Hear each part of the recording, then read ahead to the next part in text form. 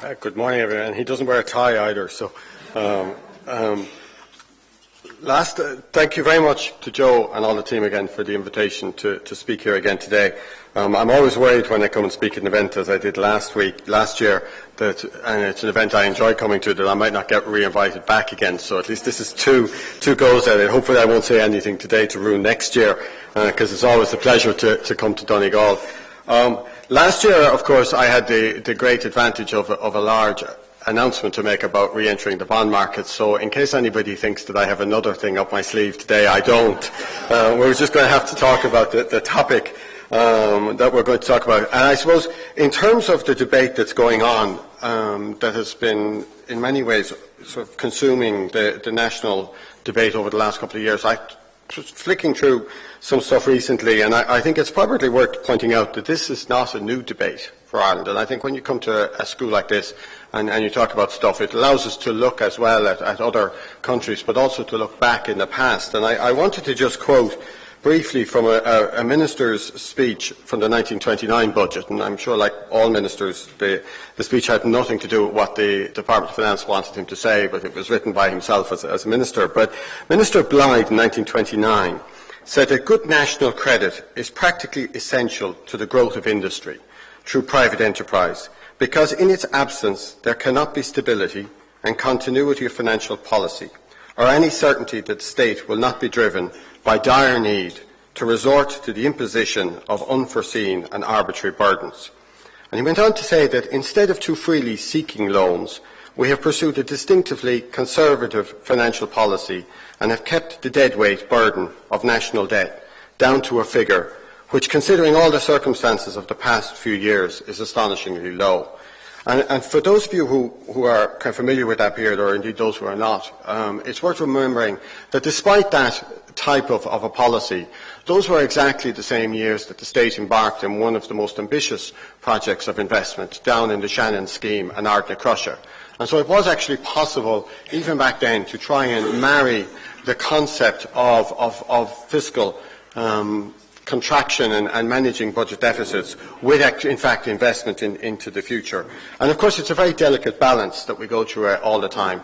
Working out, governments that have surpluses don't really need to worry too much about this type of thing. Governments that are running deficits need to be constantly watching where they can raise the cash from to allow them to, in fact, keep up the exercise of managing a deficit reduction in a pace that they feel comfortable with.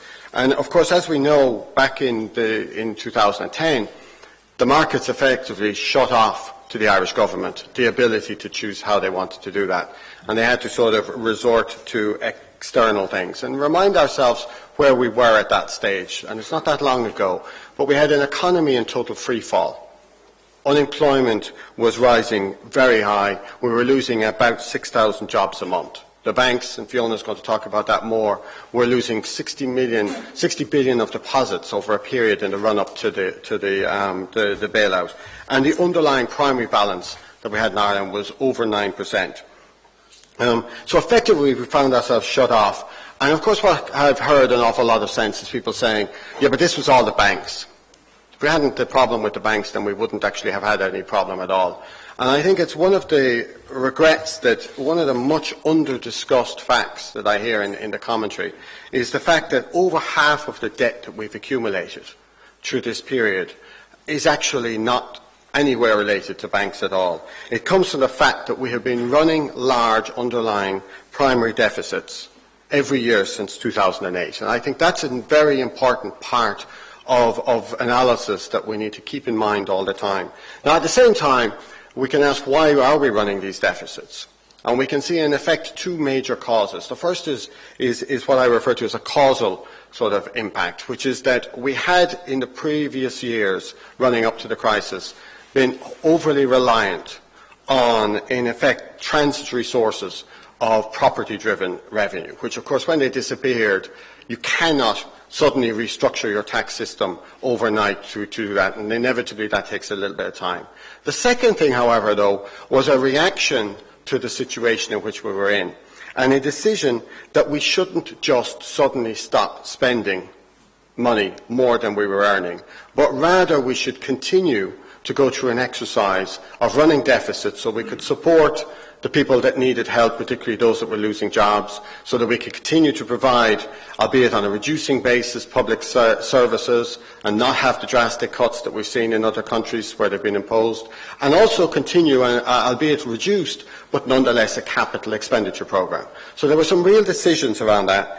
But when I came back in 2010 to Ireland, frankly, since then, if you heard about it, you would think that somebody had decided to suddenly stop running deficits all of a sudden in terms of government decisions. And that has not, of course, been the case. Automatic stabilisers have, in fact, been allowed to run through the process of recovery. But then, of course, we came to 2010. And in many ways, what was essentially happening, and this is a key part back in 2009, it was a key part back in 2010, even today it's a key issue, which is what were our funders saying about our choices? And the markets were essentially saying in 2010, we do not want you to continue on this, we are not going to support you on this journey to recovery. And it is impossible to do this journey of recovery without funding if you're running deficits, because somebody needs to provide money to actually keep the lights on. And therefore, we had a situation where we had to kind of go through a Troika programme, and it inevitably came with conditions and a discussion between the government and the Troika as to how we would do it. And of course, the problem is that these choices are not easy. Nothing is easy in this process. There has been an awful lot of pain, and in fact, the important thing I keep saying is that it's not just a question of the pain in terms of the averages and everything else. We have to also keep in mind the individual pain and what in fact is going on in households behind the average statistics, which is a very important thing for us to keep in mind.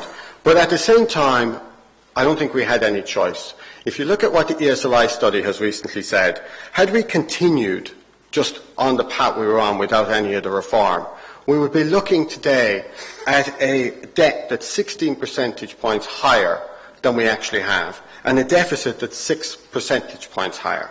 Now, that sort of sounds fine and big and it's just numbers, but in real terms, bearing in mind that we're facing to budgets every year where we look at issues that cost tens of millions, had we continued on that path without actually reforming, without managing to reduce the debt, today we would be faced with an interest cost bill that's over $1 billion more than we currently have if we were able to borrow at today's rates. And I would suggest that we wouldn't be able to borrow at today's rates had we continued in that. And if we just applied the rates that we would have had at the time of the Troika, we would actually be looking in this budget for another $2 billion to actually pay the interest that we would have on that excess of debt. And I think you can see that with that we actually need to find a way to go through this delicate balancing act and figure out how to do it, but at the same time to do it in a way that minimises the interest cost to us of making those choices, of running those deficits. And it's a delicate balance, and I suppose it's no surprise that since we got through the promissory note discussions at the beginning of during the course of February, I've often asked, what are we going to do in the next budget? What are we going to do now that we have this promissory note deal that we've done? And that has an impact. And I said it back in February, and I will repeat it again today. I don't think we can say what the answer is today. It's premature to guess today what we should do in October. David made reference to the fact that this budget is already a tough one for us to do because we're doing it in October before we have the final numbers for the year. And to try and guess that today is impossible in terms of things. We know, people may know that we are expecting in September some very important numbers about the economy that tell us what the economy has been doing in the first half of the year and for allow us to guess what's going to happen in the second half of the year. And I think we need to have those to be able to make those decisions. But I think nonetheless it is very important, and I would like to kind of reiterate this, that we remain committed to the targets that we have in the programme in terms of where we're going to go. And I guess those of you that are out there will know that the recent CSO figures, which talked about the growth levels and the reduction in growth levels in terms of expectations, have made that job even more difficult. But at the same time, I think we need to just wait and see what the numbers are before we start making decisions about where we go on our budget. Now, that said, at the moment we've been very successful. We've seen the markets come back. So now, in fact, what is good is that going into the end of the year, we now have some choices. We can actually sort of, look at having market funding instead of necessarily going back to Troika funding for the end of the year in terms of deciding what we're going to do out into the future, and I want to come to that. We've rebuilt the trust of the markets, we've rebuilt the trust of our external partners, and trust has given us benefits. We've managed to renegotiate the interest rates, we've done the maturities, and we've done the promissory note, and so we're seeing a real benefit from the fact that we've rebuilt this trust for Ireland in terms of where we're going. And so what does that mean going forward? And I think that that's a more useful discussion in terms of having a discussion today about what we actually should be doing out over the next couple of years. To me, it's clear we need to reduce our debt burden. We have got an interest cost at the moment of about over 8 billion a year, which is a huge drain on our ability to actually manage the economy. So it's clear we need to work on bringing down the debt. How do you do that? Well, I guess it's no secret. You can look through sort of, people who've done this successfully in the past, and you'll see that we need to have measures that are structural measures, that are long-term measures, not just some quick fixes. We also need to get growth into the economy. So we need a policy mix that supports growth as we go through the next couple of years. We have to remember Ireland has to worry about the external environment, and I'll come back to that again. We can't do that without reference to what's going on in the rest of the world. And equally importantly, I don't think we can do it on our own. We need to have an environment that encourages private sector involvement in the rebuilding of the economy. The structural reform ones, I think, is sort of, everybody knows. We've seen the discussions around the Troika programme and the measures we've been taking, how we've been trying to make sure that these are long-term structural measures in terms of fixing the economy for the longer term. On growth, I guess, one thing I'd like to lay to rest, because I often get sort of, again, this question. Neither I nor my team in the department are under any illusions about the impact on growth of the measures we're taking. But at the same time, we don't believe that we can continue on an unsustainable path of just piling on debt. So we have to do something. We have to do that in the context of remembering that Ireland is an open economy. That means that if you actually try and invest in the economy, I think everybody knows that exports in Ireland are over 100%, but not everybody's carrying around the opposite side of things, that our import numbers are 80% of GDP. Sorry, of GDP, not of debt there in terms of the statistic. And that means that every time you try and put money into the economy, there is a leakage of the money that you put into the economy in terms of the way our economy works. And therefore you have to be careful that the analysis that we apply to this is not just the analysis that applies to large economies that are somewhat closed. It has to be the analysis that applies to an economic unit like Ireland, which is actually very open. The other thing that I think is critically important is we will not be able to come out of this in some sort of isolation. We have to take account of the external environment. We have to take account of what is actually happening in our trading partners. And the fundamental point for me is that a strong Ireland needs a strong Europe. And without that, we're not going to be able to face into the future. And it's together with Europe that we want to plan the recovery of the economy here in Ireland. I referred to history, and I think it's probably one of the great sort of, accepted principles of Ireland, that we have discarded the idea of isolationism. And we are very much, in terms of planning for the future, integrating Ireland into a Europe. And that said, I think we would all agree that we'd prefer Europe to do its reforms more quickly than perhaps it's doing. But I think we have seen through the presidency around banking union, around everything else, a huge amount of progress in Europe. And more importantly, and this is a point that I want to reiterate, the amount of effort that Europe is putting and the amount of firepower that Europe is putting towards solving the crisis is multiples of the size of our problems. And I think we sometimes forget that. The 960 billion MFF, or multi-annual framework, financial framework, is a tool for investment and growth, not over there on continental Europe, but throughout Europe. And we have to take advantage and to use that and work out how to use it. There's 8 billion of funds in the European budget dedicated to sorting out youth employment and 70 billion for research and development.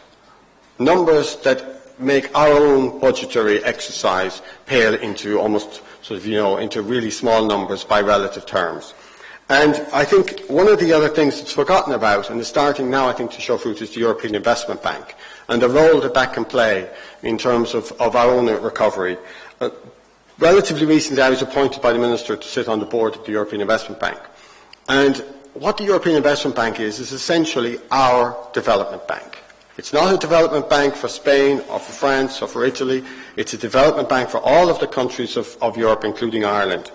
And funding is a key to economic activity. And what the European Investment Bank brings us is actually the ability to fund our own economic activities at a rate that we can't do ourselves, because we're not a AAA country and we need to do more.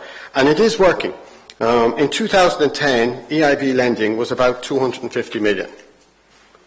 Last year it was over 500 million, and this year alone it's over 590 million in the first 7 months of the year. Last board meeting we approved a loan for the University of Limerick, we approved a loan for a private company that's actually doing infrastructural development, and we did some stuff about how the European Investment Bank can support exporters in terms of getting credit. But again, the point is to think in relative terms, because at the same meeting, while we approved about 200 million of loans to Ireland, we approved over 15 billion of loans for the rest of Europe. And so the question we need to keep asking ourselves is are we using that properly? The other thing we have to do is make sure that we are actually properly supporting private sector investment in the economy. We've seen some very significant improvements as confidence in Ireland comes back, with external people coming in to actually support. The interesting thing about the reference I made at the beginning was at the time there was a big debate about whether we should allow foreign investment to help with the construction of Ardna Crusher. And I think we have to. It worked then, it continues to work now. We've seen Great West Life coming in to buy Irish Life and getting that off the hands of the state, freeing up our resources and actually adding capital to a life company. We see huge amounts of investment now by relative terms coming back into real estate investments, and issues like REITs and the stuff like that we can tweak, I think are important in terms of how we go there. But what we need to do is we need to actually find out and work through the economy sector by sector. I made reference to this briefly last year, and we really have kicked that off now over the last couple of weeks, is Minister Noonan and Minister Howland got the government to agree with the idea of developing a medium-term strategy out to 2020. Which I have the pleasure of trying to head off for a little bit of holiday tomorrow, but I can assure you there are officials in the department, one group working on the budget and the other group working with their colleagues across the whole of government throughout August on developing a medium-term economic plan. So that we won't go into this budget without having a sense of what we think the longer-term choices are, particularly the choices we need to make after the Troika exit. And the way we're going to do this is effectively to take those sectors of the economy, construction being an obvious example where we started already, that are broken and fix them. And take those other sectors of the economy that are not reaching their potential and try and find out what we can do to actually get their potential. And then overlay that with the sort of the horizontal, some of which I know you've been talking about here, education and skills, what should our policies be on innovation, what should our industrial policy be, and work through that with a proper stakeholder engagement through the course of September, October, so that we can get all the ideas that everybody wants to feed into that plan and work it out to 2020 or even beyond in terms of making sure that the choices we make going forward are those. David wants me to finish up, I think, now, so I will actually try and do that. The speech is on the internet, so there's some more detail there. We can't necessarily control everything that's outside our control in terms of the US, the UK and Europe. But I do think that it is important that we get our own house in order to take advantage of what we are starting to see in terms of the UK and the US recovery and various other things, so we can actually benefit most from that. I think competitiveness, labour costs are moving in the right direction. We're not there yet. I think it's sort of important that our better judgment in terms of these choices aren't just clouded over by some sort of wistful thinking, that we have to remember what the realities of our situation are and how we need to do the choices we need to do it. Last year when I came, I said that the absolute necessity for us, in terms of the one parameter that counts in terms of watching things, is the question of jobs in the economy and not having forced emigration. And I remain committed to that being one of the most important, if not the most important, indicator of success in terms of what we have. It is at least of some comfort to me, not a full comfort, to know that when we tried speaking to this last year, we were at an unemployment rate of 14.9%. We are moving in the right direction at 13.5% at this stage, and most importantly, compared to what was happening when we were in free fall, and I referred to losing 6,000 jobs a year, we have created over 20,000 jobs in the economy. So I think we're on the right path. The question is now to just continue on that path and see it out. And I look forward to hearing the other ideas from the other speakers about the rest, and I thank you for your attention.